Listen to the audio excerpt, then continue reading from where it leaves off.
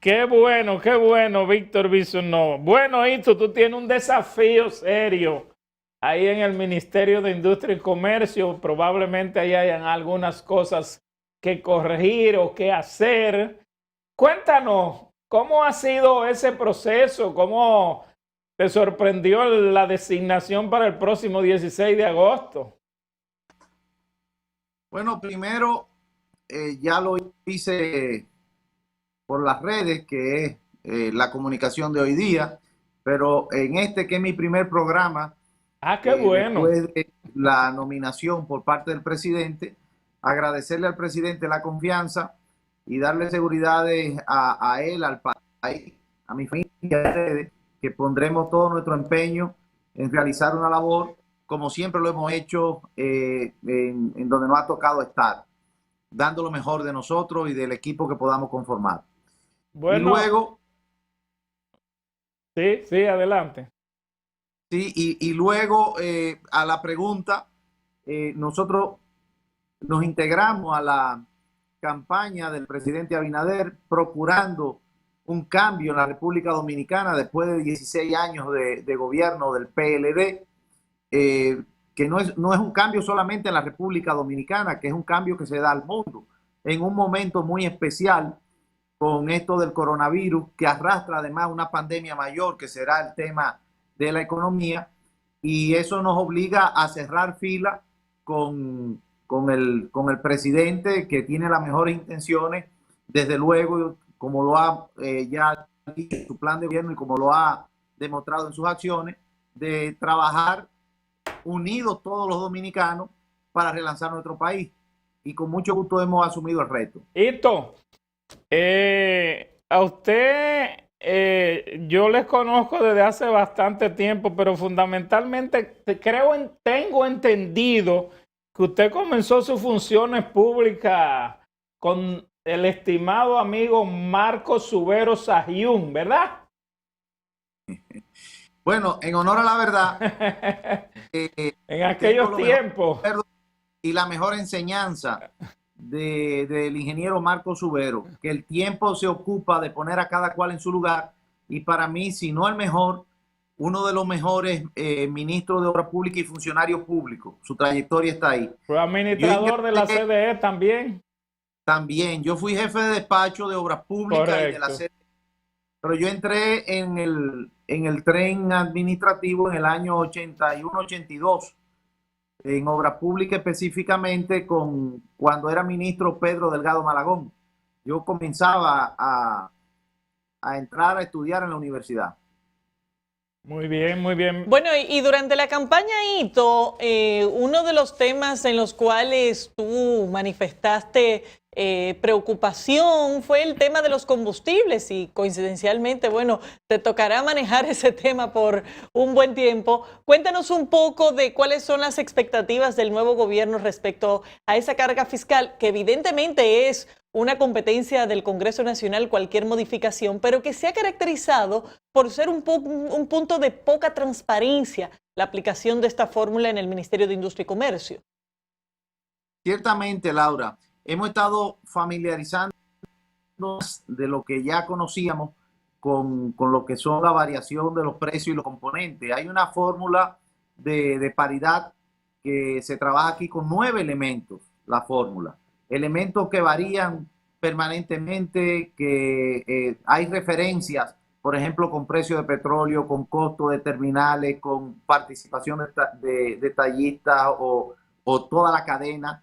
Además de eso, lo que son los costos que pueden variar. Y yo creo que todo eso tendremos que transparentarlo, como tú muy bien señalas. Ojalá poderlo explicar en una fórmula complicadísima, de manera de que la población se enfoque en aprender y en entender algo que no va así. Porque a veces lo más sencillo es ver si sube o baja. Y yo creo que eso es lo que afecta a la población. ¿Me sube o me baja? Y es un gran reto. Un gran reto que nosotros hemos asumido, que ya el presidente nos ha dado instrucciones precisas, que va a ser el trabajo de la transparencia, la institucionalidad y de reducir hasta eliminar la discrecionalidad, no solamente del ministro, sino que eso llegue un momento en que no haya que hablar de que la fórmula tenga que tener un contenido de participación de nadie, sino que funcione sola. Hito, en el asunto de industria y comercio, desde hace muchos años, el sector de transporte ha dicho que aquí se puso un impuesto a los combustibles destinado a renovar la flotilla del transporte público urbano de pasajeros, especialmente en la capital dominicana, y que de esos recursos obtenidos por el Estado dominicano, no por el actual gobierno, sino por los gobiernos que han habido, esos recursos están ahí, pero que nunca se han usado para renovar la flota de transporte público. Y nosotros somos uno de los países donde yo creo hay únicamente vehículos de concho. ¿Tiene algún plan con eso?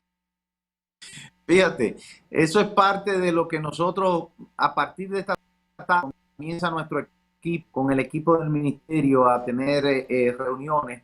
Tendremos detalle. Hasta ahora no tenemos ese detalle, pero creo que las cuentas estarán ahí, los fondos deberán de verse dónde han sido destinados. Y ese es el gran cuestionamiento, me parece, de la población en sentido general.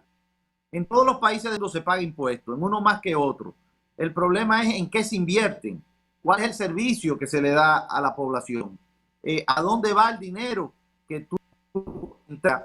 Y que muchas veces aquí decimos, bueno, nuestra parte contributiva es baja, un 13, un 14%. Eso no es verdad. Aquí se paga 20 y pico y más de impuestos. Por lo que tú señalas, Gerardino, el transporte no es confiable. Tú tienes que tener un carro, te guste o no te guste.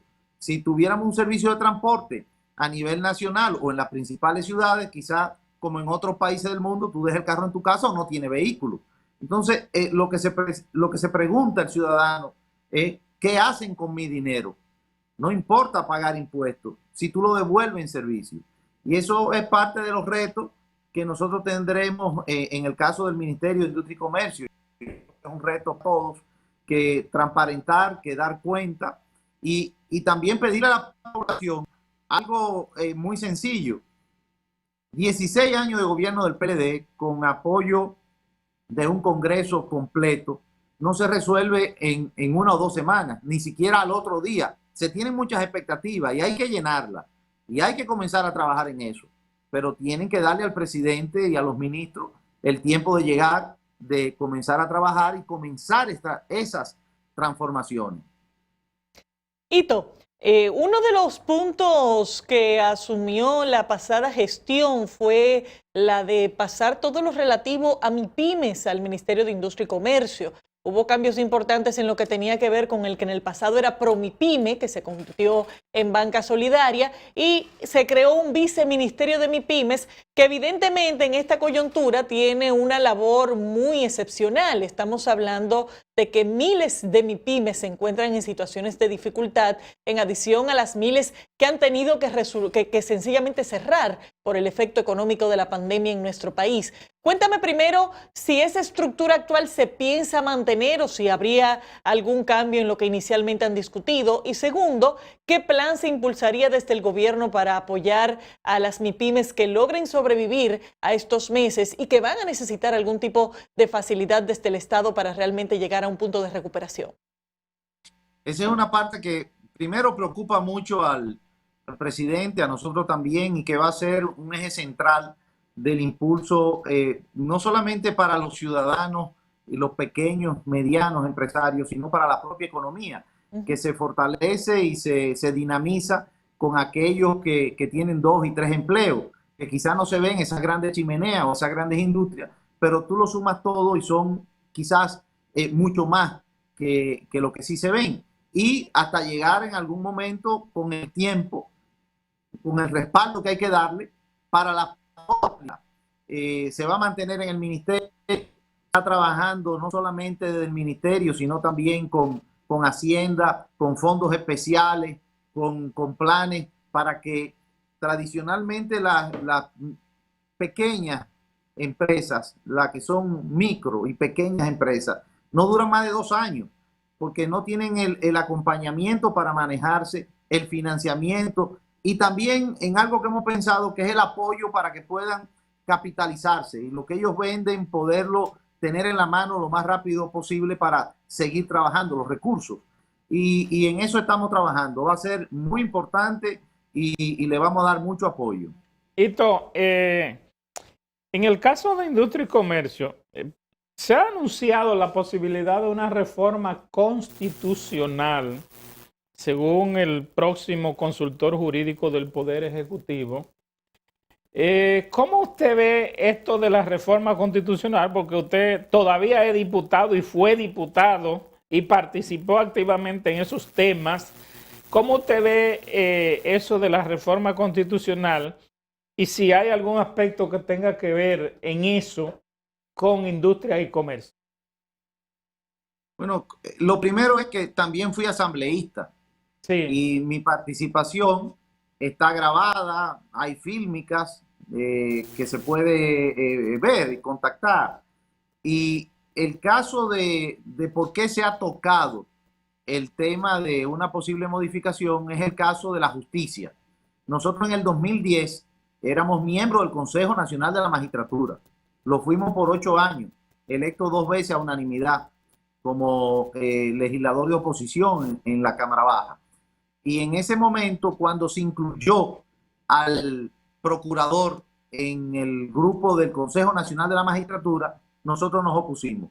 Nos opusimos porque entendíamos y entendemos que era un voto que se le estaba dando al presidente de turno para tener un control y poder tener absoluta mayoría en la composición del Poder Judicial, como en efecto ha pasado del 2010 y creemos que eso hay que revertirlo, que el procurador tiene que ir a ser una figura cada vez más independiente. Nosotros siempre hemos dicho que puede ser electo indirectamente, como se eligen quizás los miembros de la Cámara de Cuentas o de la Junta Central Electoral, o ojalá que en algún momento sea totalmente independiente, que los poderes del Estado aquí tengan autonomía real y que haya un contrapeso. O sea que en ese sentido, en algún momento llegará esa reforma. En cuanto a lo de industria, no veo en este momento, no estamos empoderando realmente, pero no hay temas que podamos decir que tengan inquietud en una reforma constitucional con temas de industria y comercio.